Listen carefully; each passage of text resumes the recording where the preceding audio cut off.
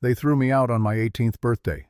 No cake, no candles, no apologies for the timing, just Mrs. Henderson's pinched expression as she handed me the discharge papers and a blue plastic bag containing everything St. Joseph's Home for Children thought I deserved after 15 years.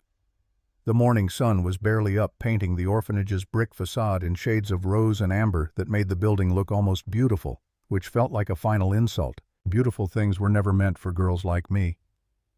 Copper waited outside the iron gate, tail low, those amber eyes watching me with the kind of loyalty I'd never found in people.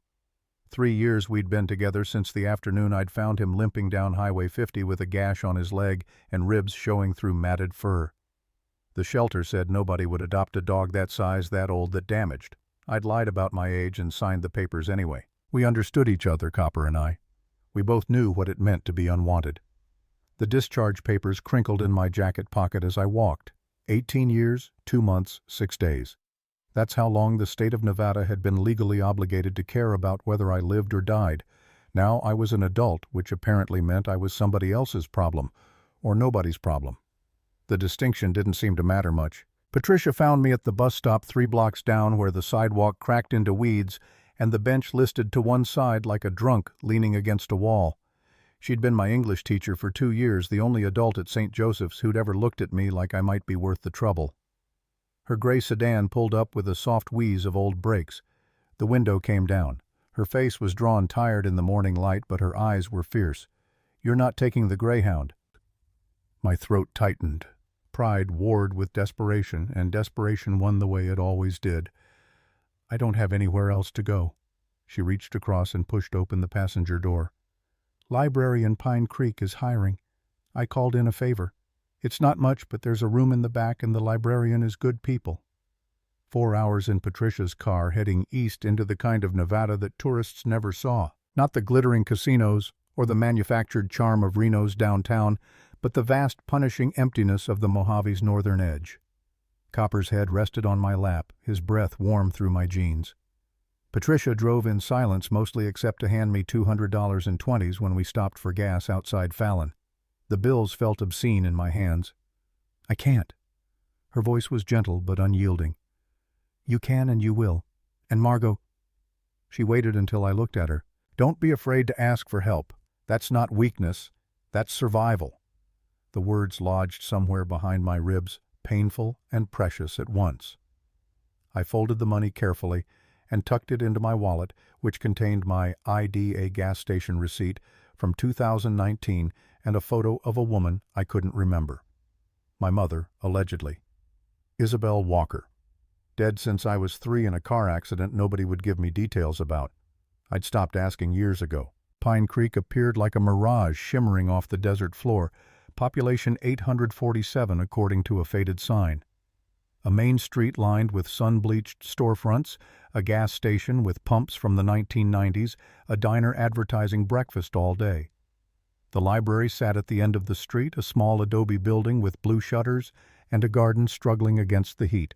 Patricia pulled up front and killed the engine. The silence felt enormous. She turned to me and I saw the shine in her eyes before she blinked it away. "You're going to be fine." I wanted to believe her. I nodded because words would have broken something in my chest. She touched my hand, briefly squeezed, then let go. "Go on now." The library's interior was cool and smelled of paper and dust and something green, maybe the herbs growing in clay pots along the windowsill. Copper's nails clicked on the tile floor as we entered. A woman looked up from behind the circulation desk, and I felt my entire future pivot on whatever expression crossed her face in the next 3 seconds. She smiled.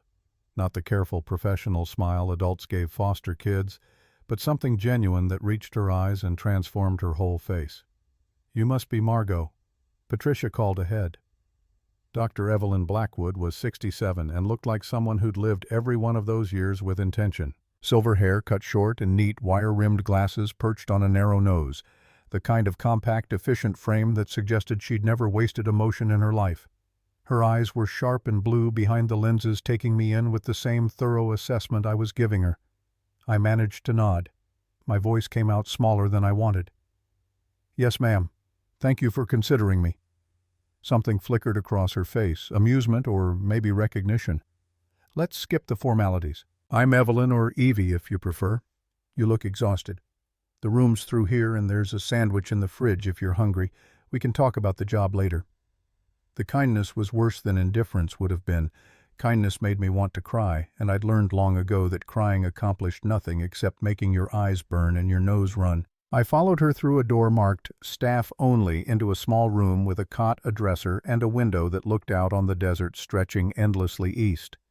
It was the first space that had ever been entirely mine. Copper circled twice and collapsed on a braided rug by the cot, groaning as he settled. Evelyn set a key on the dresser. Lock's temperamental, but it works if you jiggle it. Bathroom's across the hall. I'm usually here until 6, but I live upstairs, so don't worry about bothering me. She left before I could figure out how to thank her. I sat on the cot, which creaked but held, and stared at my hands. The calluses from years of mandatory kitchen duty at St. Joseph's, the scar on my thumb from a broken glass when I was 12, the cheap digital watch Patricia had given me last Christmas. Proof that I existed, that I'd survived this long, that maybe I could survive a little longer. The envelope arrived 3 days later, forwarded from an address I'd used when applying for my ID last year. Law offices of Morrison and Chen, Reno, Nevada. The paper was expensive cream-colored with my name written in flowing script across the front. I stared at it through my shift shelving books, through my lunch break, through the afternoon heat that made the adobe walls radiate warmth like a living thing. Evelyn found me on the back steps at closing time, the envelope still unopened in my hands. She didn't say anything, just sat down beside me and waited. Copper pushed his head under her hand, shameless in his affection, and she scratched behind his ears absently. Finally, I tore it open. The letter inside was brief and devastating. Dear Ms. Walker, regarding the estate of Vivian Rose, Walker, deceased December 2023. You have been named sole beneficiary of property located at 4127 Desert Road, Pine Creek, Nevada. Terms of inheritance require your physical presence and completion of specific conditions within 30 days of notification. Please contact this office to arrange transfer of deed and keys. The words swam. Vivian Rose Walker, my grandmother. A woman I'd never met, never even knew existed until the name appeared on official documents when I was 11 and started asking questions about my family. The social workers had been vague. Estranged, complicated history, not in contact. All the polite ways of saying we don't want to talk about it. My hands shook. Evelyn took the letter, gently read it, and let out a low whistle. Well, that's unexpected. The understatement made me laugh, a sharp, breathless sound. I don't understand. Why would she leave me anything? She never even tried to find me. Evelyn's expression was thoughtful. Maybe she did try, or maybe she couldn't. Family law is complicated, especially if there were legal issues. She handed the letter back. What are you going to do? 24 hours ago, I would have had no answer. But sitting on those sun-warmed steps with a dog sleeping across my feet and a woman who'd given me shelter without asking for anything in return, I felt something shift inside my chest. Curiosity, maybe, or anger, or the desperate, irrational hope that somewhere in a dead woman's belongings I might find something that explained why I'd spent my entire life alone. My voice came out steady. I'm going to find out what she left me. The property was 20 miles outside Pine Creek proper, down a dirt road that Evelyn's ancient Volvo protested with every rut and washboard. The August heat shimmered off the desert floor in waves, turning the air to liquid silver. Saguaro cacti stood like sentinels, their arms raised in permanent surrender to the sun. In the distance, mountains rose in shades of rust and ochre, beautiful and utterly indifferent to human suffering. Evelyn drove with the confidence of someone who'd navigated these roads for decades. The air conditioning wheezed gamely, pushing out air that was merely hot instead of scorching. She'd insisted on coming, citing liability and common sense, and a dozen other reasons that boiled down to she wasn't letting an 18-year-old girl drive out into the desert alone. We talked, or rather she talked, and I listened, about Vivian Walker, the name that had apparently meant something in Pine Creek once upon a time. She was the only electrical engineer in the county back in the 80s and 90s. Brilliant woman, ahead of her time, really. There was some kind of scandal in 2004, accusations of fraud, legal troubles. After that, she just disappeared from public life. I saw her in town occasionally at the hardware store or the post office. She always seemed very alone. The words hit harder than they should have. What kind of fraud? Evelyn's hands tightened briefly on the steering wheel. Contracts with the power company, I think. Something about a project she was developing. The details were murky and I wasn't involved. But the timing was bad. Her daughter ran away that same year. Isabel, your mother. She would have been about 16. Isabel. My mother's name felt foreign in my mouth, like a word from a language I'd never learned to speak. I tried to imagine her at 16 my age, plus 2 years running from scandal and a mother accused of crimes. Running so far and so hard that she'd never looked back, never reconciled, never mentioned Vivian's name to the daughter she'd born at 20 and died leaving behind at 3. The bitterness tasted like copper on my tongue. The gas station materialized out of the heat haze like something from a fever dream. Pine Creek Gas and Supply, the sign read, though the letters had faded to ghostly outlines against sun-bleached wood. 2 pumps stood guard out front, their hoses cracked and dangling rust consuming the metal in slow oxidation. The main building was low and flat-roofed, its white paint peeling in long strips that revealed gray wood underneath. A storage shed leaned at a dangerous angle to one side, its door hanging from a single hinge. Evelyn parked and we sat in silence, engine ticking as it cooled. Even through the windshield, the abandonment was palpable. This place had been dead a long time. I opened the door and stepped into heat that hit like a physical blow. Copper jumped out after me, immediately investigating the perimeter with his nose to the ground. The air smelled of hot dust and creosote and something chemical, old oil maybe baked into the concrete by decades of desert sun. The brass key from the lawyer's office felt heavy in my pocket. I walked toward the building, slowly aware of Evelyn behind me, her presence a small comfort. The concrete lot was cracked in 1,000 places, weeds forcing through the gaps with the stubborn persistence of desert life. Broken glass crunched under my shoes near one pump. A faded Coca-Cola sign hung askew by the door.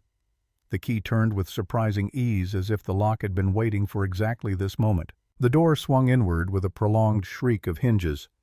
Darkness yawned beyond, and the smell that rolled out was thick with dust and stale air and abandonment.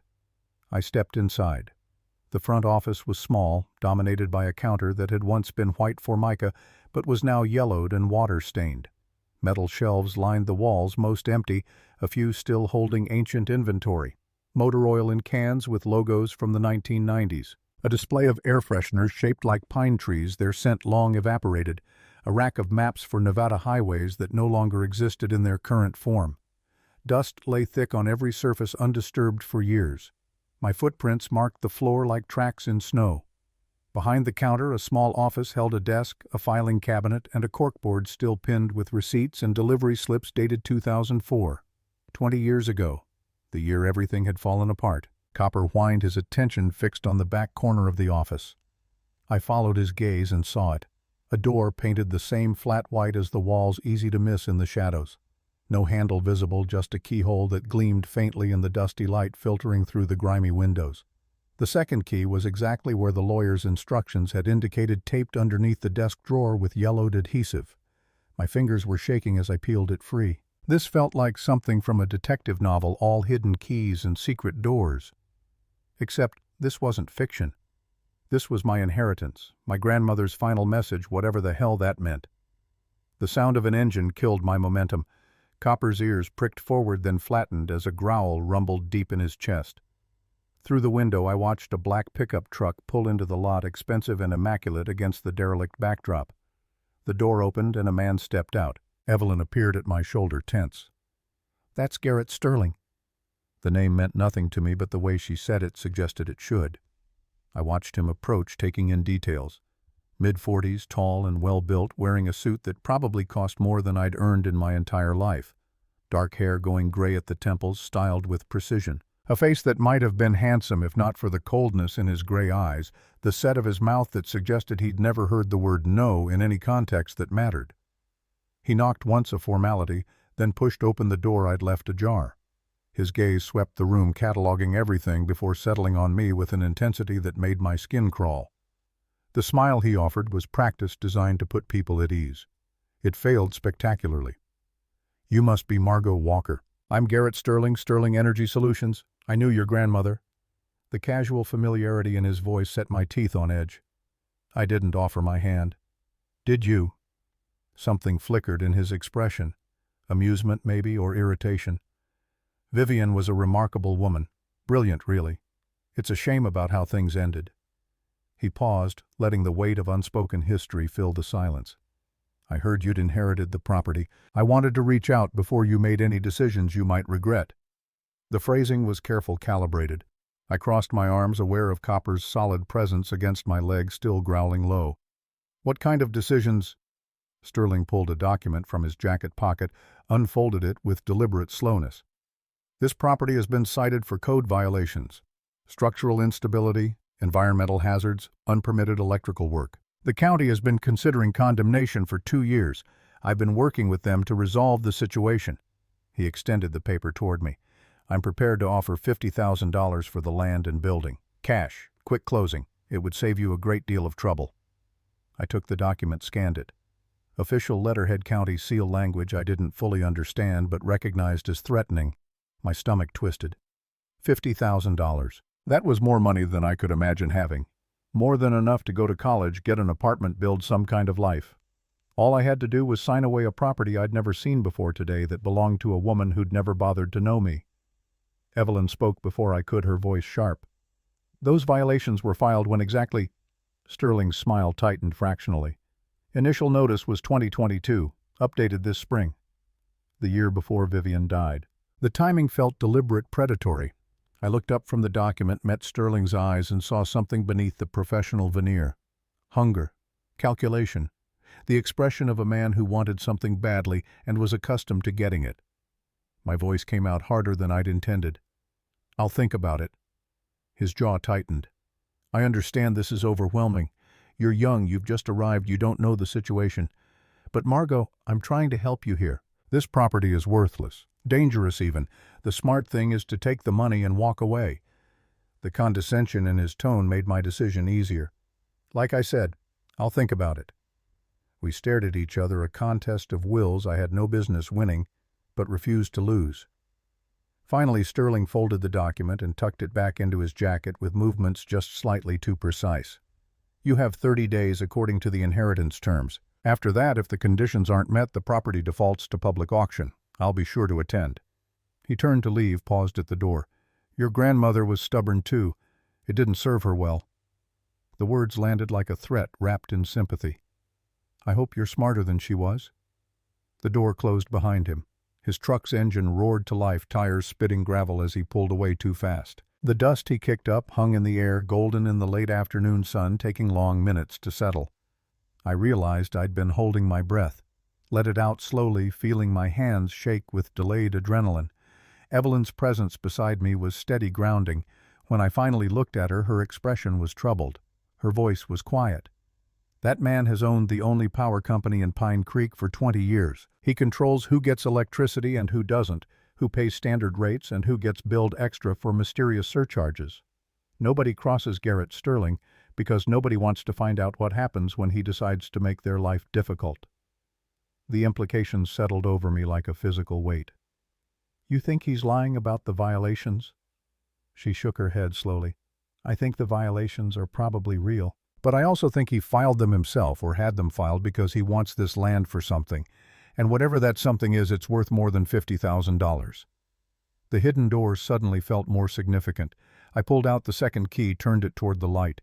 I need to see what she left me. Evelyn hesitated, then nodded. We moved to the door together. Copper pressed against my leg, warm and solid, as I fitted the key into the lock. It turned with a soft click that seemed loud in the heavy silence. A draft of cooler air escaped from beneath, carrying the scent of earth and metal and something else I couldn't identify. The door opened on silent hinges to reveal stairs descending into darkness. I'd never been afraid of the dark exactly, but standing at the top of those stairs, I felt the weight of all the things I didn't know pressing down. Who Vivian Walker had really been, why she'd left this place to me, what Sterling wanted badly enough to threaten for, what my mother had run from at 16 that she'd never run back. Evelyn flicked a switch I hadn't seen. Light bloomed below, fluorescent and harsh, revealing concrete steps leading down about 15 feet. The walls were unfinished, showing the raw earth and rock that the structure had been carved from. We descended together, Copper refusing to be left behind despite his obvious discomfort. At the bottom, the space opened into a room roughly 15 feet by 20. The walls lined with metal shelves and equipment I didn't have names for. Solar panels I recognized leaning against one wall. Their surfaces were dusty but intact. Boxes labeled in neat handwriting. Inverters, batteries, copper wire, 8-gauge.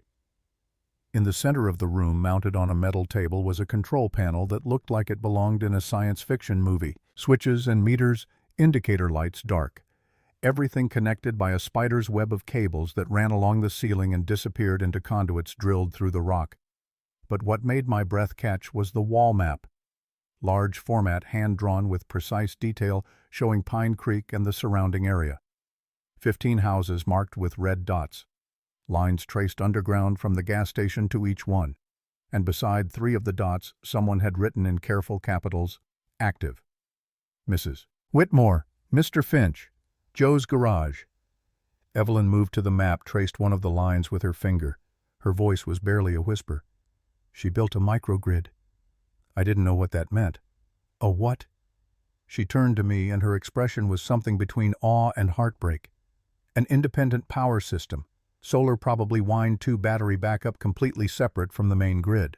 In 2004, this technology existed, but it was experimental, expensive, years ahead of mainstream adoption. If Vivian got this working, if these 3 houses have been running on renewable power for 20 years without anyone knowing.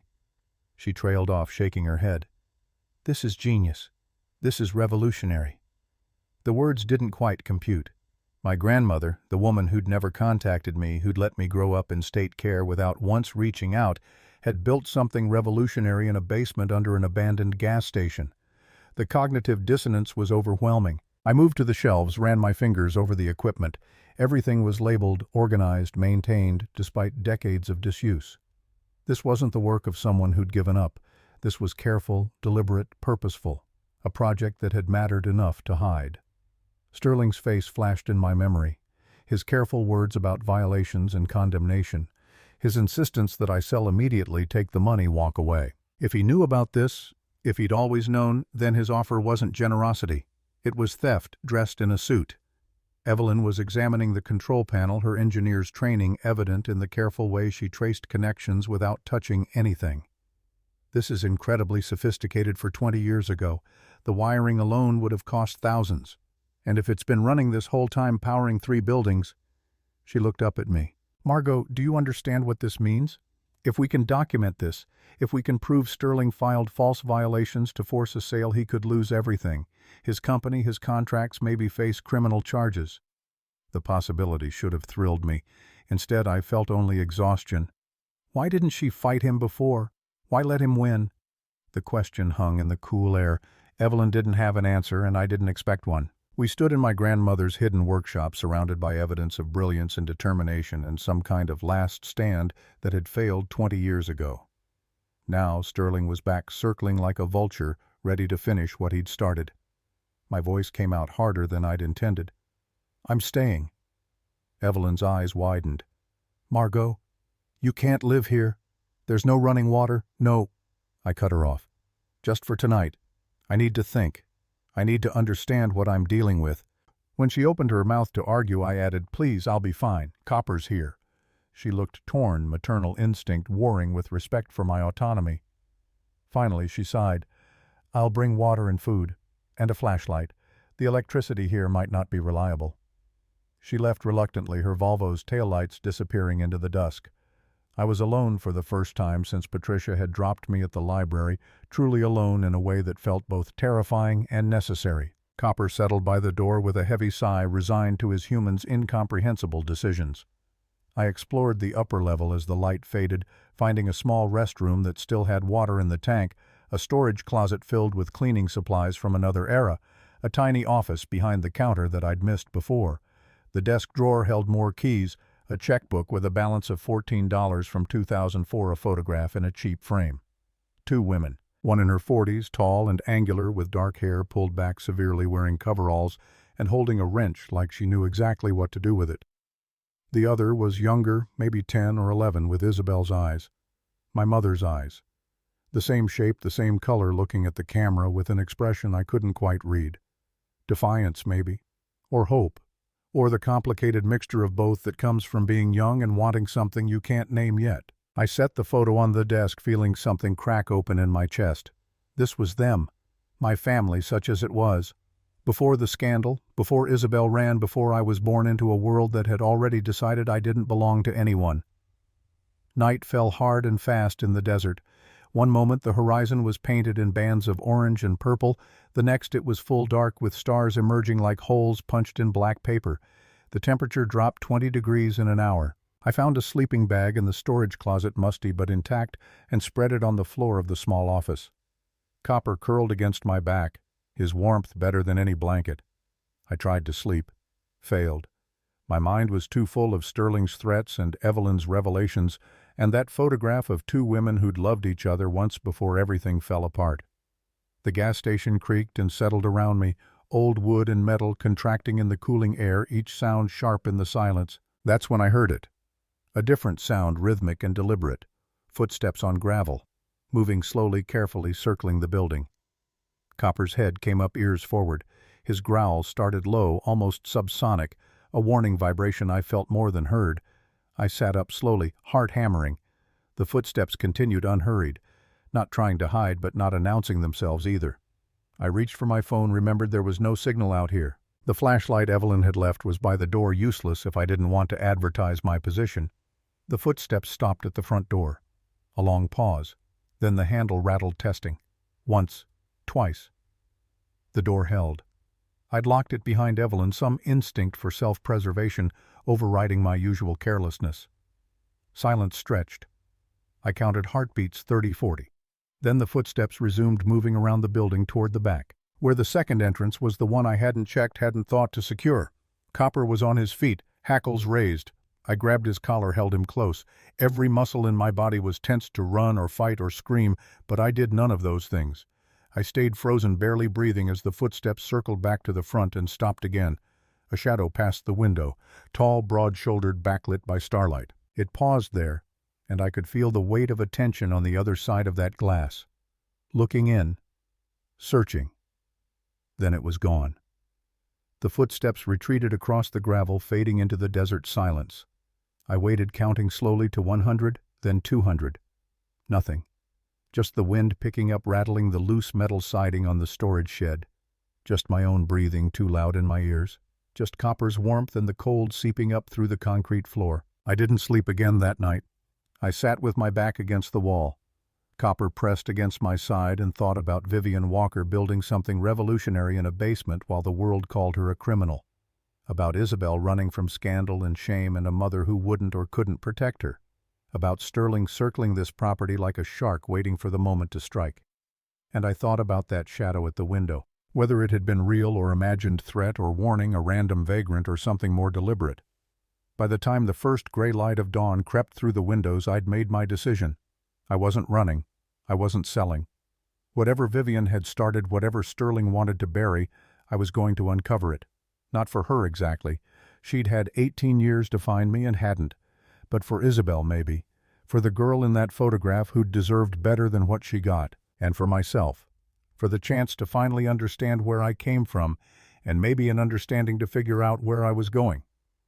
The journal was where the second key had been taped inside the desk drawer. Leather-bound, worn soft, with handling pages covered in Vivian's precise handwriting. I opened it as the sun rose, painting the desert in shades of gold and copper, and began to read the story of the Aurora Project. The story of my inheritance. The story I suspected that someone had been willing to kill for 20 years ago, and might be willing to kill for again. Vivian's handwriting was precise, each letter formed with the care of someone who understood that documentation mattered. The journal began in January 1998, entries sparse at first, technical observations about solar panel efficiency and battery degradation rates. Then March brought a shift in tone. Sterling came by again today, third time this month. He wants to see the schematics, says his company could help scale production, bring Aurora to market. I told him no. Something in his eyes when he looks at the panels. Not curiosity. Hunger. I traced the words with my finger, imagining Vivian at this same desk 26 years ago, sensing danger, but not yet understanding its shape. The entries continued through spring and summer, documenting successful tests of the underground system. By August, the first house was connected. Mrs. Adelaide Whitmore, address listed as 412 Juniper Street. Adelaide cried when the lights came on, said it was the first time in 40 years she hadn't worried about the power bill. Thomas would have loved to see this. He always believed clean energy was possible. I'm proving him right, one house at a time. Thomas. My grandfather, presumably. Another ghost in a family tree of people who'd existed just beyond my reach. I filed the name away and kept reading. October 1998 brought the second connection. Harold Finch, a widower with emphysema who needed reliable power for his oxygen concentrator. The entry about him was brief but triumphant. By 2003, houses ran on Aurora. Vivian wrote about expansion plans, about approaching the county with a proposal for a pilot program, about the future she could see so clearly. Then 2003 and Sterling's name appeared again. He knows. Don't know how, but he knows about the full scope of Aurora. Came to the station with lawyers, contracts, promises of partnership. When I refused, his face changed. The mask slipped. He said I was making a mistake. Said women like me don't understand business. Said he'd give me one more chance to be reasonable. I'm installing additional security tomorrow, moving the most sensitive equipment to the second chamber.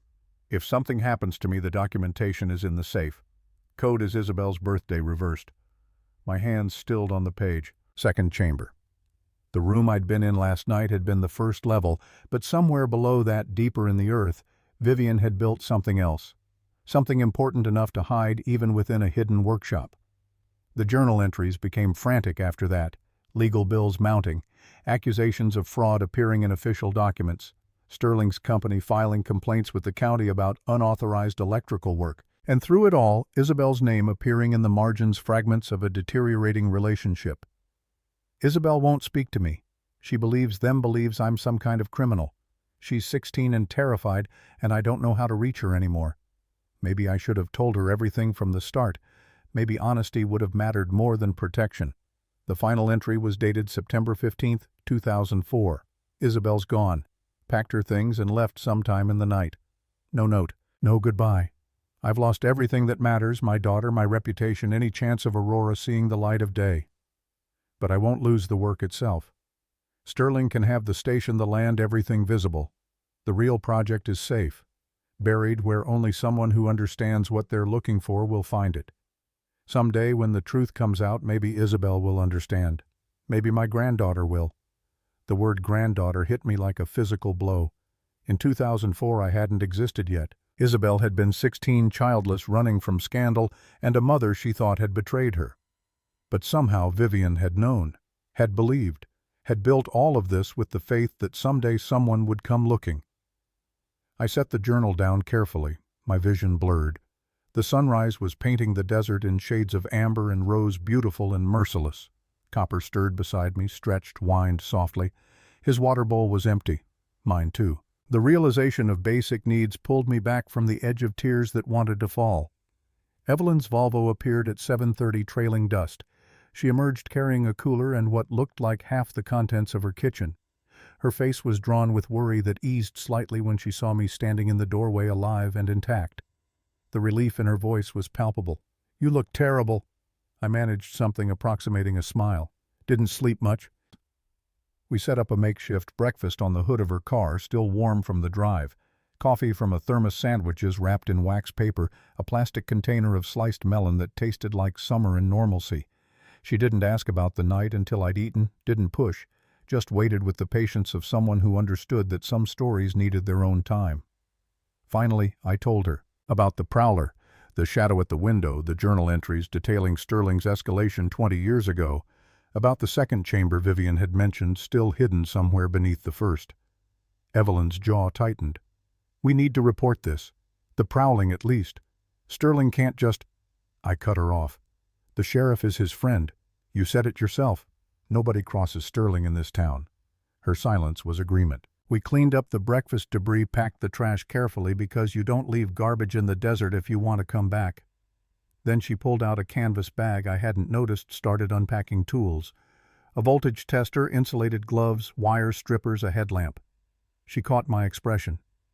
You didn't think I'd let you explore that basement without proper equipment, did you? I may be retired, but I'm still an engineer. The basement was cooler in daylight, less oppressive. Evelyn moved through the space with professional efficiency, testing circuits, examining connections, occasionally making notes in a small spiral notebook. I watched her work, trying to absorb the technical knowledge through osmosis. She straightened from examining the control panel, wiped dust from her hands. This is incredibly sophisticated. The switching system alone would have cost tens of thousands in 2004. And look here. She pointed to a series of cables running through a conduit in the floor. These go deeper. Your grandmother wasn't exaggerating about a second level. We found the access point behind a shelf unit that took both of us to move. A metal hatch set flush with the concrete floor, secured with a padlock that looked newer than everything else in the room. No key in sight. Evelyn examined it, tried the lock experimentally. We could cut it, but I'd rather not destroy property if there's another way. She glanced at me. Your grandmother mentioned a code in the journal, Isabel's birthday reversed, but I didn't know my mother's birthday, had never had reason to ask, had actively avoided thinking about a woman who died when I was too young to remember her. The social workers had known, probably. The information existed somewhere in files I'd never requested, never wanted to see. My voice came out smaller than intended. I don't know when she was born. Evelyn's expression softened. She pulled out her phone, tapped, and scrolled. No signal down here, but I downloaded property records last night. Vivian's probate file is public record. Let me see. More scrolling. Here. Isabel Marie Walker, born July 22nd, 1988. July 22nd, 1988. My mother had been 38 when she died, leaving me at 3. The math felt important somehow, a way of anchoring her existence in objective reality. Reversed, 88. 22. 07. I tried the combination on the padlock. It opened with a soft click. The hatch was heavy, requiring both of us to lift. Below, a ladder descended into darkness that the basement's fluorescent lights didn't reach. Evelyn aimed her headlamp down, illuminating rough-cut rock walls and another 10 feet of depth. Her voice held equal parts excitement and caution. I'll go first. If anything feels unstable, we come back up immediately. The second chamber was vast. 40 feet by 50 at least, the ceiling high enough to stand upright, the walls showing the marks of careful excavation.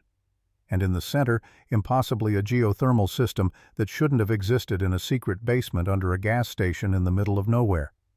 The pipes were thick industrial steel descending through a borehole that must have gone 200 feet into the earth, a closed-loop system. Evelyn explained, her voice hushed with something like reverence. Water circulated down to where the Earth's heat was constant, returned as steam, to drive turbines condensed and cycled back. No fuel needed, no emissions. Just the planet's own warmth transformed into electrical power. The turbines themselves were dormant now, their blades still, but the engineering was elegant. 3 units each capable of generating enough power to support 50 homes. The control panel dwarfed the one upstairs, a wall of switches and displays and monitoring equipment that would have looked at home in a power plant. And beside it, mounted at eye level, a safe with a biometric lock. The screen glowed faintly in the headlamp's beam. DNA verification required. I pressed my thumb to the sensor without thinking. The screen flickered. Partial match, 51%. Access denied. Requirement system must power minimum 10 connected homes. The message was clear. Vivian had designed this as a test, a challenge, a way of ensuring that whoever inherited Aurora would have to complete her work to claim its full legacy. I couldn't just take the money and run. I had to finish what she'd started, or the safe would never open. Evelyn was examining the geothermal system with the focused intensity of someone solving a puzzle they'd been born to complete. This is revolutionary. Even now, in 2024, residential geothermal of this scale is rare. In 2004, it would have been... She trailed off, shaking her head. Your grandmother was decades ahead of the industry. The weight of that settled over me. Not just brilliant, but visionary. Not just talented, but transformative. And Sterling had destroyed her for it, buried her work, stolen credit for ideas he couldn't have conceived himself. The injustice burned in my chest like swallowed fire. We surfaced an hour later, blinking in the harsh daylight. My head ached from the dry air and insufficient sleep. Evelyn looked energized, purpose overriding fatigue. She had that light in her eyes that people get when they've found something worth fighting for. Her voice was decisive. We need to document everything.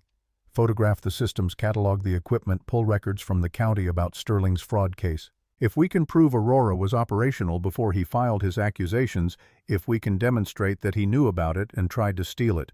I interrupted. How do we prove any of that? It's been 20 years. She smiled, sharp and fierce. The houses, the 3 that are still connected. If they've been running on Aurora this whole time, there will be evidence. Power bills that don't match usage or no bills at all. Testimony from the residents. Physical proof that the system works and has worked continuously since before Sterling's accusations. Hope kindled, fragile but real. Starting with Mrs. Whitmore. The Whitmore house sat on Juniper Street, a small adobe structure with a garden that defied the desert through sheer, stubborn determination. Roses climbed a trellis by the door, improbable pink blooms against the tan walls. Solar panels lined the roof, but old ones, the kind from the early 2000s that predated modern efficiency standards. Willa Whitmore answered on the second knock. 82 years old, according to Evelyn's quick research, white hair in a neat bun, wearing a house dress that had probably been fashionable in 1985 and had aged into timeless practicality.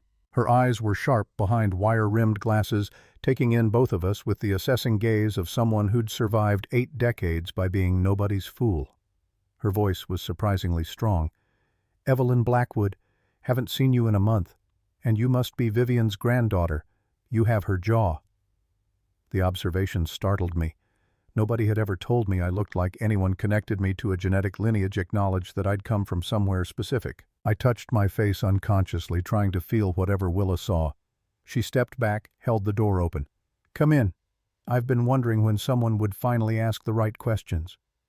The interior was cool shaded, filled with furniture from another era that had been maintained with obvious care.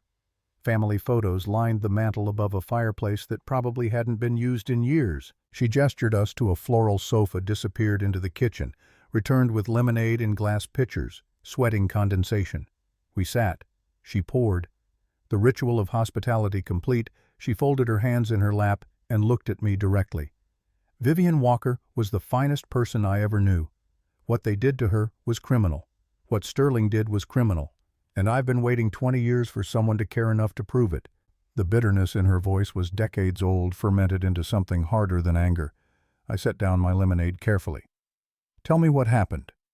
She did. The story poured out detail after detail that filled in the gaps the journal had left. How Vivian had approached her in 1998 with a proposal that sounded like science fiction. Free electricity, completely clean, independent from the grid. How skeptical Willa had been until the day the system went live and her lights blazed without touching the power company's lines. Willa's eyes grew distant with memory. I'd been paying Sterling Energy $200 a month, sometimes more in summer when the air conditioning ran. Fixed income, you understand. That money mattered. When Vivian connected me to Aurora, my bills stopped. Just stopped. Sterling's company kept sending statements for a while, then gave up. I've lived here for 40 years, and I haven't paid for electricity in 26 of them. Evelyn leaned forward. Sterling knows about your connection to Aurora. The old woman's laugh was bitter. Of course he knows. Came here himself in 2004, right after he accused Vivian of fraud. Told me I was using stolen electricity, that he could have me arrested, that my house would be condemned. Then he offered me a deal. Keep my mouth shut about Aurora, and he'd pretend he'd never noticed my power bills had stopped. Speak up and he'd make sure I lost everything. My hands clenched. Why didn't you fight him? Willa's gaze was steady, unflinching. Because I'm an old woman living alone on Social Security. Because Sterling owned the sheriff and the county commissioners and the newspaper. Because Vivian herself told me not to.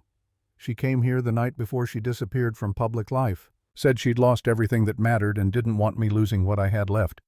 Made me promise to keep Aurora secret until someone came looking who could actually do something about it. The implications crystallized. Vivian hadn't just lost a legal battle. She'd been threatened, possibly worse, into silence. Had sacrificed her reputation and her relationship with her daughter to protect a handful of people she'd helped. Had spent the rest of her life hiding in plain sight, maintaining a system that no one knew existed, waiting for vindication that had never come. Until now. Until me. My voice was rough. The other 2 houses, Mr. Finch and Joe's garage. Are they—" Willa nodded. "Harold died 3 years ago, but his son Luther still lives there.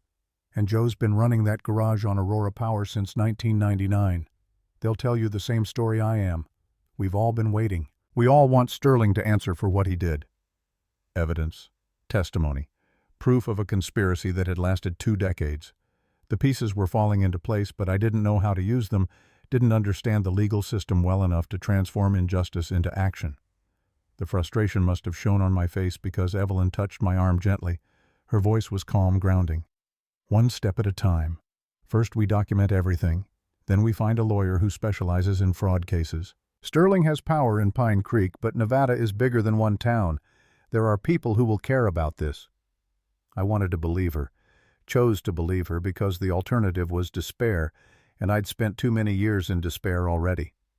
We thanked Willa, promised to keep her updated, left with her lemonade sweet on our tongues and her story heavy in our hearts.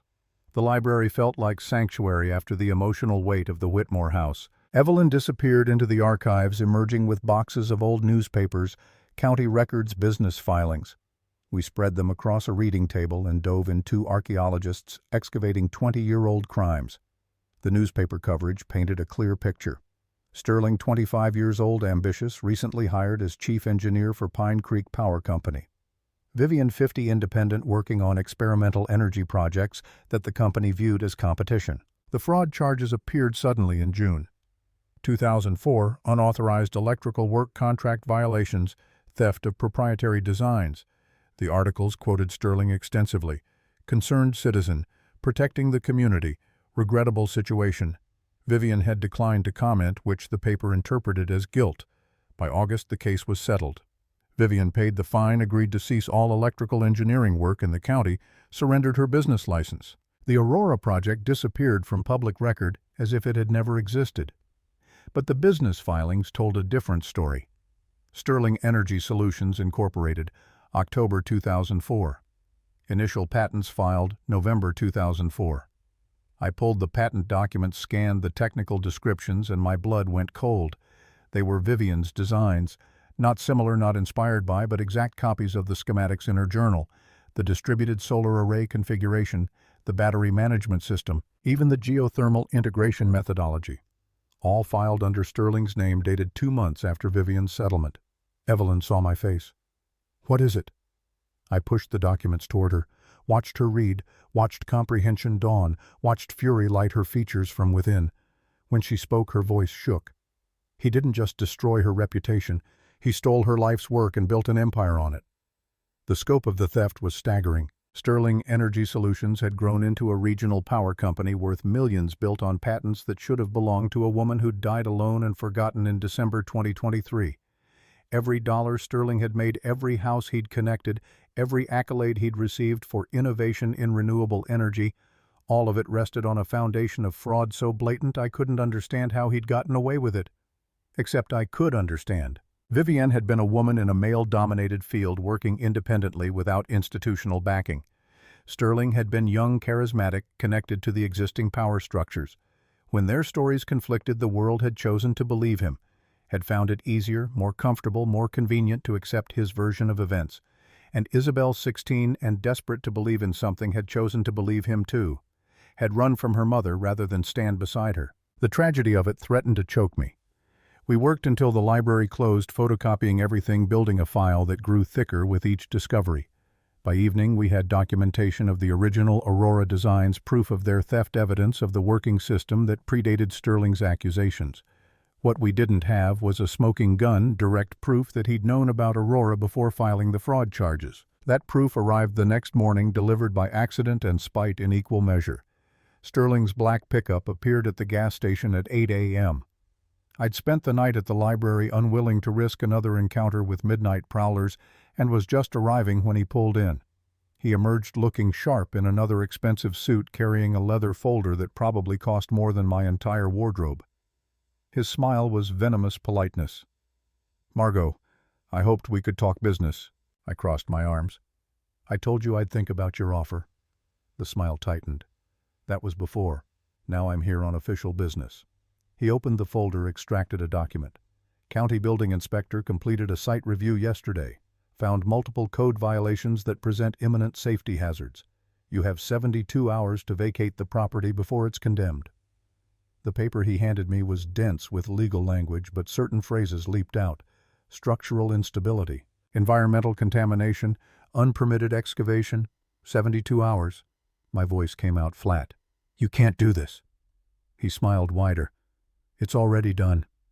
The county takes safety seriously, especially when anonymous tips reveal dangerous conditions. Once the property is condemned, it defaults to public auction. I've already submitted my bid. The plan was elegant in its cruelty. Use his connections to force condemnation, buy the land for pennies at auction, bury Aurora forever.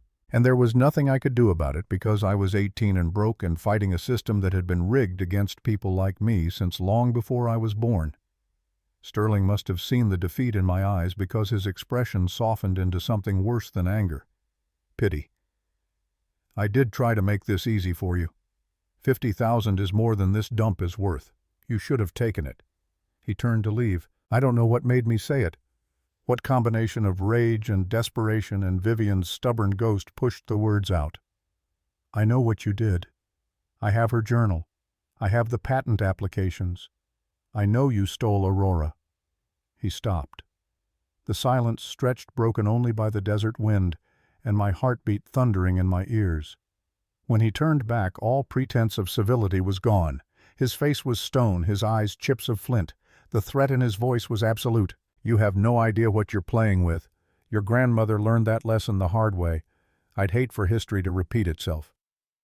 Then he was in his truck tires, spitting gravel gone before I could form a response. I stood there, shaking the condemnation notice crumpling in my fist, and understood with perfect clarity that Sterling would do whatever it took to keep his secrets buried, including possibly whatever he'd done to Vivian that had made her disappear from public life so completely. The rest of the day blurred past in frantic activity. Evelyn made calls, used every connection she had to find someone who could help. Most lawyers didn't return her messages. The ones who did explained gently that fighting county condemnation required money and time. We didn't have that. Appealing would take months, that Sterling's influence in local government made victory unlikely. By evening, we'd found exactly one person willing to take the case. Rebecca Martinez, 38, worked for Nevada Legal Aid out of an office in Reno. She sounded tired on the phone, overworked, operating on the edge of burnout that came from caring too much about cases that didn't pay enough. She listened to our story, asked pointed questions, requested copies of all our documentation. Then, after a long silence, she spoke carefully. I can file an emergency injunction to delay the condemnation. Buy you maybe a week too if we're lucky. But Ms. Walker, you need to understand something. Going after Sterling means going after a multi-million-dollar company with expensive lawyers and political connections. This will get ugly. I thought about Vivian building her impossible dream in a basement, losing everything that mattered, dying alone. About Isabel running from scandal at 16, never getting the chance to learn the truth. About 20 years of stolen work and silenced voices and unpunished crimes. My answer was steady. I understand. File the injunction. The week that followed taught me what war felt like when fought with paperwork and procedure. Rebecca filed the emergency injunction. The county's lawyers responded with a motion to dismiss. We countered with documentation of the working Aurora system. They claimed the system itself was illegal, unpermitted grounds for even harsher penalties. And through it all, Sterling escalated. First came his employees. 2 men in company uniforms who showed up claiming they needed to inspect the electrical connections for safety violations. Evelyn turned them away, citing the pending legal case. They returned the next day with Sheriff Wade, who informed us that obstruction of official inspections was a criminal offense. We let them in, watched them photograph everything, catalog every piece of equipment, building the case for condemnation piece by piece. Then came the night visit. I was back at the gas station, too stubborn to leave despite Evelyn's protests, when headlights swept across the windows at 2 a.m. Multiple vehicles, this time 4 or 5, circling the property. Copper's barking woke me from uneasy sleep. I crouched by the window, heart hammering, watching shadows move in the darkness. They didn't approach the building, didn't try to enter, just circled slowly, deliberately, making sure I knew they were there, making sure I understood the threat. After 20 minutes, they left, engines fading into the desert silence. I didn't sleep again that night. Instead, I read Vivian's journal cover to cover, looking for something I'd missed, some detail that could turn the tide. Found nothing except her growing desperation, her failing hope, her final recognition that she'd lost. But I wasn't Vivian. I had Evelyn, who worked tirelessly to document the Aurora system, to photograph and measure and prove its functionality. I had Willa and Luther Finch and Joe, all willing to testify despite their fear. I had Rebecca fighting against impossible odds because someone needed to. And I had something Vivian hadn't. I had nothing left to lose. The emergency hearing was scheduled for Friday, 6 days after Sterling's condemnation notice.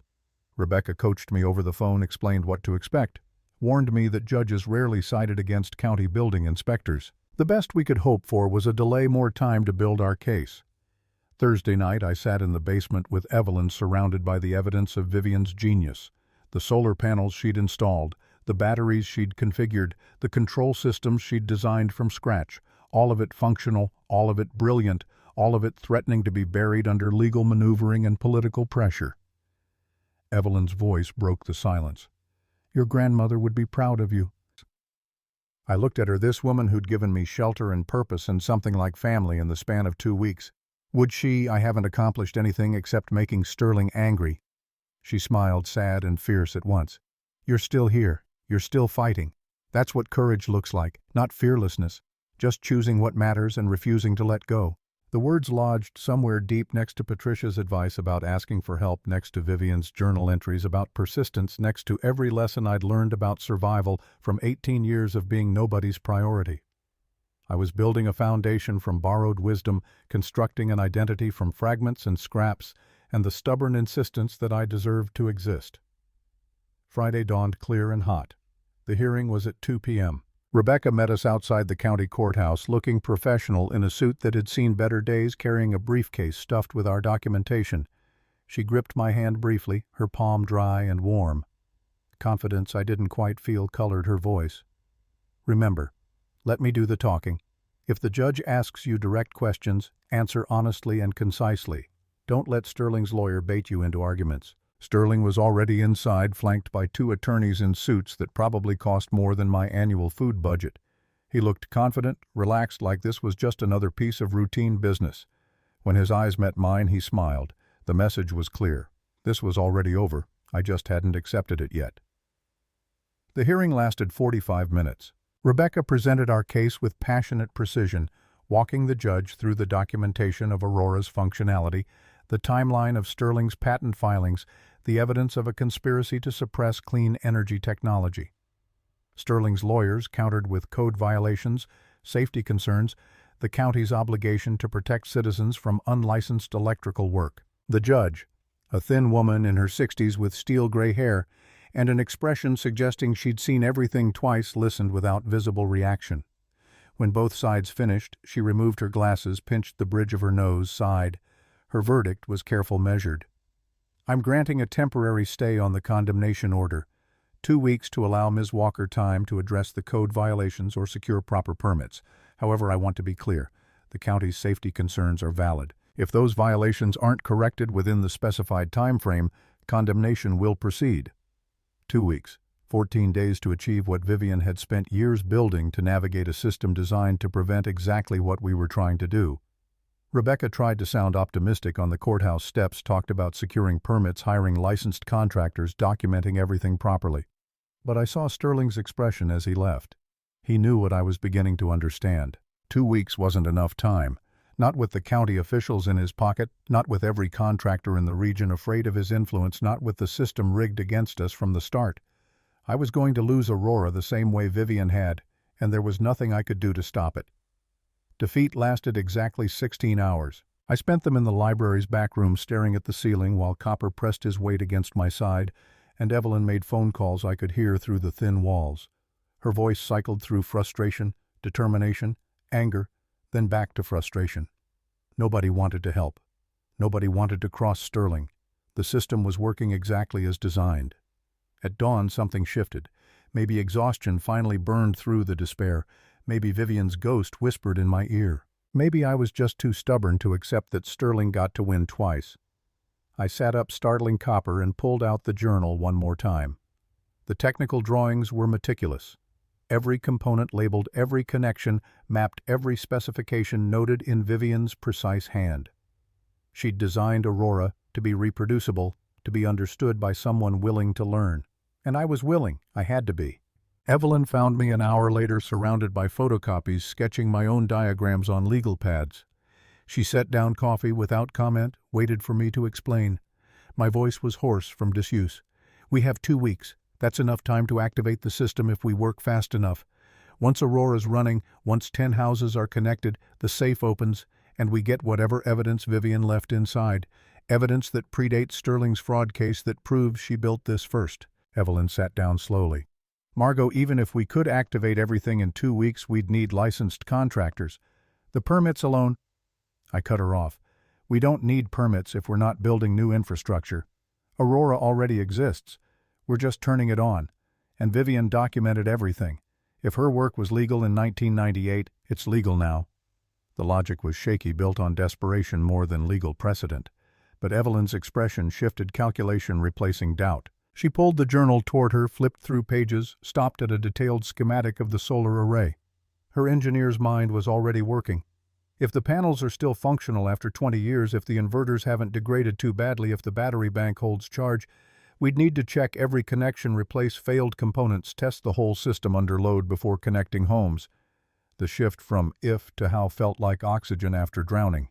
I leaned forward. "So, it's possible—" She met my eyes. "It's insane, but yes, theoretically possible." A pause. "We'd need help. 2 people can't install 12 solar panels, mount wind turbines, and activate a geothermal system in 14 days. Willa Whitmore made 3 phone calls and solved the problem. By noon, we had a crew. Pete Kowalski, 52, who'd done electrical work before the housing crash forced him into construction. Jim Murphy, 48, whose family had been in Pine Creek since the 1960s, and who remembered Vivian as the lady who'd fixed his father's generator for free in 1997. Both had licenses, both needed money, both were tired enough of Sterling's monopoly to take the risk. They met us at the gas station, took one look at the basement, and whistled in unison. Pete's voice carried genuine admiration. "Holy hell, your grandmother built a power plant." We spread Vivian's diagrams across the metal table and made a plan. 7 days of brutal work, 1 day of buffer for inevitable problems. Day 1 and 2 solar panels. Day 3 wind turbines. Days 4 and 5 underground cable inspection and repair. Day 6 geothermal activation. Day 7 connections and testing. The cost estimate made my stomach drop. $8,000 for replacement parts, equipment rental, permitting fees if we could rush them through. I had $200 in my pocket and nothing else. Evelyn saw my face, pulled out her checkbook before I could protest. Her tone brooked no argument. "This is a loan, not charity. Once Aurora's running, you'll have income from the households you connect. You can pay me back over time." When I tried to thank her, she shook her head. "I'm not doing this for you. I'm doing it for Vivian. She deserved better than what this town gave her." We started at 6 a.m. the next morning. The August heat was already brutal. The kind of dry, scorching warmth that turned metal too hot to touch and made every breath feel like inhaling sandpaper. Pete and Jim set up a work site on the station's roof where the solar panels would mount. I became their runner, hauling equipment, holding tools, learning by watching their hands move with practiced efficiency. Vivian's journal was my textbook. Between tasks, I studied her notes on panel orientation, on wiring configurations, on the delicate balance between generating capacity and storage limitations. The technical language that had seemed impenetrable 2 weeks ago was starting to make sense, patterns emerging from the jargon. By sunset, the first day, we'd mounted 4 panels. My shoulders ached, my hands were blistered, and every muscle felt like it had been beaten with hammers. Evelyn brought sandwiches and electrolyte drinks, made us stop working long enough to eat. We sat on the cooling concrete as stars emerged overhead, too tired for conversation, sustained by shared purpose. Day 2 brought the first real failure. I was helping Pete lift a panel onto the mounting rack when my grip slipped.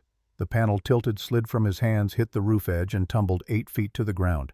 The sound of shattering glass was distinct and final. The silence that followed was worse. $600 of irreplaceable equipment destroyed by my carelessness. Pete's face was carefully neutral. Jim looked away. I felt tears burn behind my eyes and refused to let them fall. Evelyn's voice was gentle. Accidents happen. We budget for losses. But we didn't have budget for losses. We had $8,000 stretched across 7 days and no margin for error. I climbed down, swept up the broken glass, and made Pete show me 3 times how to grip the panels correctly before we lifted the next one. No more mistakes. No more failures born of ignorance or haste. By the end of day 2, all 12 panels were mounted and wired.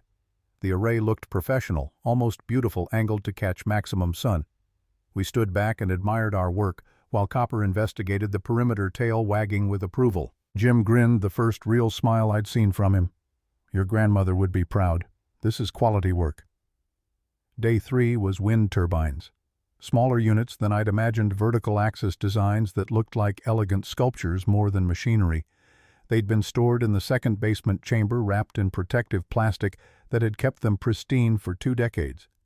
We hauled them up piece by piece, assembled them on the shed roof according to Vivian's detailed instructions. I was tightening the final bolt when my foot slipped on sun-heated metal. The world tilted. I had one moment of perfect clarity, seeing the ground 8 feet below, understanding exactly how much this was going to hurt. Then I was falling, grabbing reflexively, hitting dirt with an impact that knocked the air from my lungs. Evelyn's face appeared above me, pale with worry. Don't move. Where does it hurt? Everywhere. My left shoulder had taken most of the impact, pain radiating down my arm in waves that made my vision gray at the edges. But I could move my fingers, could flex my elbow. Not broken, just badly bruised. She helped me sit up slowly. That's it. We're done for today. You need ice and rest. The protective instinct in her voice made my throat tight. Nobody had worried about me like that in years, maybe ever. But we didn't have time for rest, didn't have days to waste on injuries. I let her bandage the shoulder, swallowed the painkillers she insisted on, then climbed back up to finish securing the turbine. Pete shook his head but didn't argue. Stubborn runs in your family, I see. The turbine spun freely in the desert wind blades, cutting the air with a soft whisper. Connected to the system, they'd generate supplemental power, reduce the load on batteries during peak demand. Small contributions, but Vivian's design was all about distributed generation, multiple sources working in harmony. Days 4 and 5 were underground work. We traced the cable runs from the basement to the 3 connected houses, checking insulation, testing continuity, replacing corroded connectors. Then came the hard part, extending lines to 7 new houses, running wire through existing conduits where possible, trenching new paths where necessary. Luther Finch, Harold's son, was 76 but worked like a man half his age. He showed up on day 4 with a trenching spade and 3 decades of anger at Sterling Energy's price gouging. Together we dug narrow channels through caliche-hardened earth, our hands blistering in identical places, sweat soaking through shirts in minutes. Willa appeared at lunch with a cooler full of homemade bread and cold chicken. She moved through our makeshift work site like a general inspecting troops, offering encouragement, asking pointed questions about progress. When she left, she pressed $200 into my hand. Her voice was fierce. From Harold's insurance. He would have wanted it to go to this. By evening of day 5, we had 10 houses ready for connection. The cable runs were complete, junction boxes installed, everything tested and verified. Tomorrow was the geothermal system, the heart of Aurora, the component that would provide steady baseline power regardless of sun or wind. That night Sterling made his move. The legal notice arrived via sheriff's deputy at 7 p.m. Immediate cease and desist order. Unlicensed electrical work in violation of county code. Evelyn Blackwood specifically named as operating without a valid professional license. Failure to comply would result in criminal charges. The papers shook in Evelyn's hands. She'd let her license lapse when she retired 5 years ago, never imagining she'd need it again. Now Sterling was using that technicality as a weapon, threatening her with prosecution if she continued helping. Her voice was hollow. I'm sorry, Margot. I can't risk my pension, my professional reputation. I have to stop. The words hit harder than falling off the shed had. Evelyn had been my anchor, my teacher, the closest thing to family I'd found in Pine Creek. Without her technical knowledge, without her steady presence, the rest of the plan felt impossible. I forced myself to speak calmly. I understand. You've already done more than I had any right to ask. She looked at me, and something in her expression cracked. You don't understand. I want to help. I want to see Sterling lose everything he stole. But I'm 67 years old and this is all I have left. If he destroys me, I interrupted gently, he already destroyed Vivian. He's not getting you too. The resignation in her face hurt worse than any physical injury. She left quietly, and I sat alone in the darkening gas station with Copper's head in my lap and tomorrow's impossible task looming. Pete and Jim arrived at 6 a.m. on day 6. They'd heard about the cease and desist, had debated all night whether to continue. Their presence was answer enough. We descended into the second basement without Evelyn, without her expertise, with only Vivian's journal and our collective determination. The geothermal system was more complex than anything we'd attempted. I read instructions aloud while Pete and Jim interpreted them, translating Vivian's technical language into actionable steps. Prime the pumps, check the pressure seals, open the underground valves, slowly watching for leaks. Wait for the Earth's heat to warm the circulating water. Hours passed. The temperature gauge climbed gradually, 100 degrees, 120, 140, then 150, the threshold where steam generation became possible. Pete opened the turbine valve and we heard it spin slow at first building speed as pressure increased. The control panel flickered to life. Lights we'd never seen illuminate began glowing green. Power flowing, the system awakening after 20 years of dormancy. I wanted to cheer, wanted to cry, wanted to call Evelyn and tell her we'd done it. Then I heard the hissing, a thin, high-pitched sound that made Pete's face go pale. One of the circulation pipes had developed a leak, steam escaping in a visible plume. Pressure was dropping, the turbine slowing. Jim's voice was tight. We need to shut it down. Fix the leak, restart the system. That'll take hours we don't have. But I was remembering Joe, the garage owner who'd helped carry equipment, who'd offered tools and advice, who'd mentioned he'd done welding work in his youth before arthritis made his hands too unsteady for precision work. If anyone could patch a leak fast enough, I was already climbing the ladder, already running for Joe's garage 3 blocks away. Found him under the hood of a 1987 Ford, hands black with grease. Explained the situation in gasps, my lungs burning from the sprint. He wiped his hands slowly, considering. I haven't welded pipe in 15 years. The desperation in my voice was raw. Please, you're the only person who can do this. He grabbed his equipment without another word. We were back at the gas station in 10 minutes, descending into the chamber where Pete and Jim had shut down the turbine, isolated the damaged section. Joe examined the leak with professional focus, then nodded once. His torch flared to life. I held the flashlight steady while he worked, watching molten metal flow into the gap, seal the breach. 20 minutes of breathless concentration. Then he tested the seal, declared it sound, helped us restart the system. By noon, the geothermal generator was running at full capacity. 500 kilowatts of clean, constant power flowing through cables Vivian had buried decades ago. The magnitude of what we'd accomplished was almost too large to process. We stood in the chamber, sweating and exhausted and victorious, while above us the desert sun blazed on. Pete gripped my shoulder, careful of the bruising. One more day. Just the connections. Day 7 dawned with perfect clarity. No clouds, no wind, just relentless August heat, and the weight of everything riding on the next 12 hours. We needed to connect 10 houses to make the system legitimate, to open the safe, to prove Aurora worked. Sterling knew it too. I could feel his presence like pressure before a storm, waiting for his moment. The first connection went smoothly.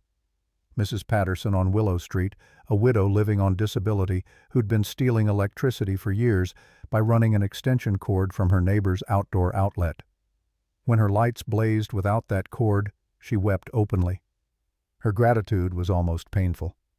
I thought I'd die before I could afford my own power again. We moved house by house, Pete and Jim handling the technical work while I documented everything with my phone camera. Mrs. Patterson was 1, the Johnsons on Maple made 2, the Reeves family 3. Each connection felt like a small miracle, proof that Vivian's vision had been real, had been possible all along. We were connecting house number 5 when Sterling's convoy arrived.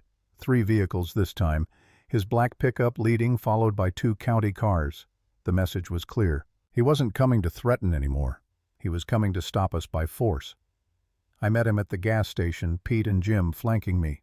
Sterling emerged looking like the end of a long battle, his suit slightly rumpled, his expression tight with fury barely contained. His voice was cold precision. You were ordered to cease all electrical work. You violated that order. I'm here to ensure compliance. Behind him, Sheriff Wade and 2 deputies waited. All of them armed, all of them looking like they'd rather be anywhere else. I thought about running about hiding in the basement, about all the ways this could end badly. Then I thought about Vivian refusing to run 20 years ago, standing her ground until they'd destroyed her anyway. My voice was steady. We're not building anything new. We're activating existing infrastructure. That's not a code violation. Sterling smiled without warmth. The county will determine what constitutes a violation. In the meantime, I'm shutting down your operation. He moved toward the basement door. I stepped into his path without thinking, my body making the decision before my brain could talk me out of it. We stood inches apart, his height and weight and power overwhelming my stubbornness, the only thing keeping me vertical. The words came from somewhere deep. You're going to have to go through me. For a long moment we held that tableau. Then Sterling's hand shot out, gripped my arm hard enough to hurt, started to shove me aside. Copper's growl became a snarl as he launched himself forward. Pete grabbed Sterling's other arm.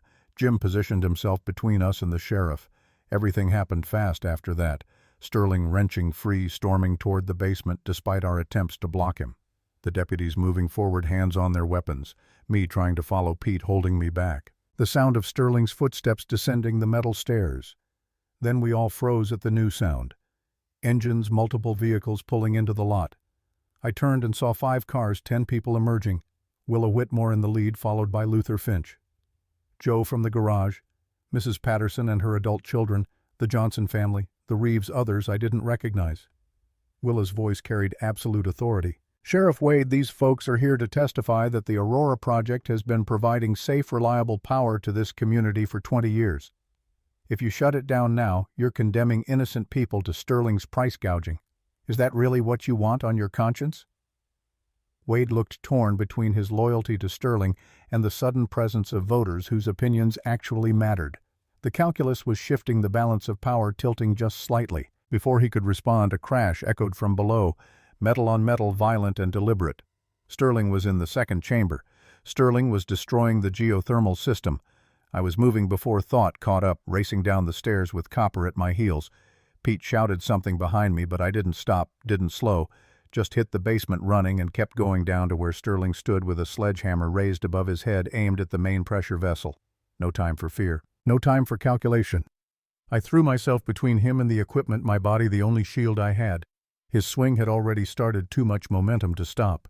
The hammer redirected at the last second, glancing off my shoulder, the already bruised one, and I went down hard, pain exploding in white-hot waves. Copper hit Sterling at knee height, 70 pounds of loyal fury knocking him off balance.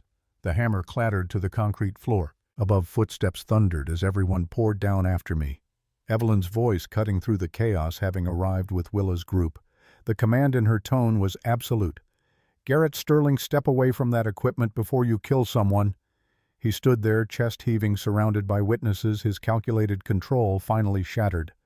Blood ran from my nose where I'd hit the floor.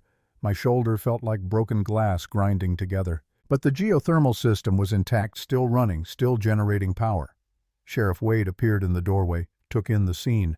Sterling with the hammer. Me bleeding on the floor, a dozen townspeople crowding the stairs as witnesses. The political calculation became simple. Protect Sterling and lose the next election, or enforce actual law for once. His voice was weary. "Mr. Sterling, I'm placing you under arrest for assault and criminal trespass." The next hours blurred. County deputies arriving, the real ones from Reno, who didn't owe Sterling favors. Evelyn and Willa getting me upstairs, cleaning my face, checking my pupils for concussion.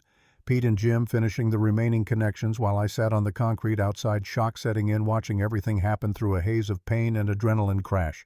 House number 6 connected.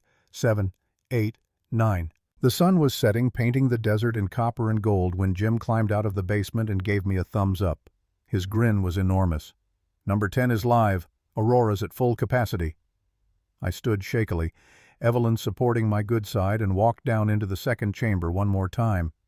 The safe's biometric screen glowed in the dim light. I pressed my thumb to the sensor, half expecting another rejection. The screen flickered. System complete. Full capacity achieved. DNA verification bypassed. "Welcome home, Margot Quinn Walker." The lock disengaged with a soft click. The safe door swung open slowly, revealing the legacy Vivian had protected for 20 years. The patent documents came first, thick sheaves of official paper with Vivian's name stamped across every page. Aurora Project Distributed Renewable Energy System. Filed 1998, approved 2001, valid through 2038. Beneath them, the evidence of Sterling's theft. His patent applications from 2004, identical schematics, her designs stolen word for word. Then the legal documents. Correspondence between Sterling and county officials, quid pro quo arrangements, bribes documented in email form that nobody had expected to see the light of day. Proof of conspiracy, fraud, extortion. Enough to destroy him 10 times over. And at the bottom, a USB drive labeled in Vivian's handwriting. For Margot. We surfaced with the safe's contents, spread everything on the hood of Evelyn's Volvo under the emerging stars. I held the USB drive knowing what it contained, but not ready to face it. Finally, with everyone watching, I plugged it into Evelyn's laptop. The video was dated November 17, 2023, 8 months ago, a month before Vivian died. She looked old, far older than 70 should look. Chemotherapy had stolen her hair, left her skin translucent and fragile, but her eyes were sharp, her voice steady as she spoke directly to the camera. The words hit like hammer blows. Margot, my granddaughter, if you're watching this, you've done what I couldn't. You've activated Aurora. You've proven it works. I'm so proud of you.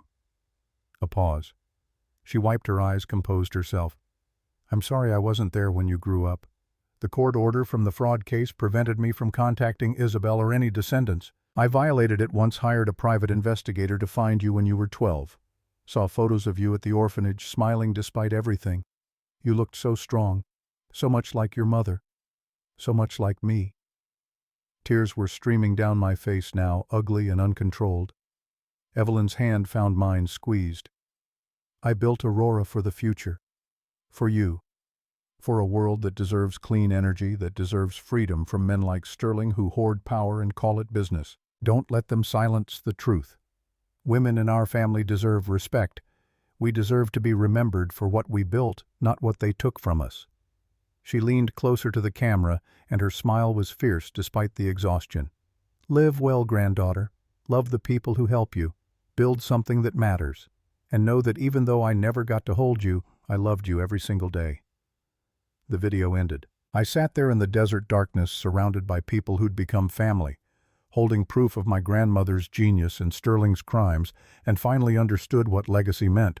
Not the money or the patents or the power system itself, the choice to keep building despite everything trying to tear you down.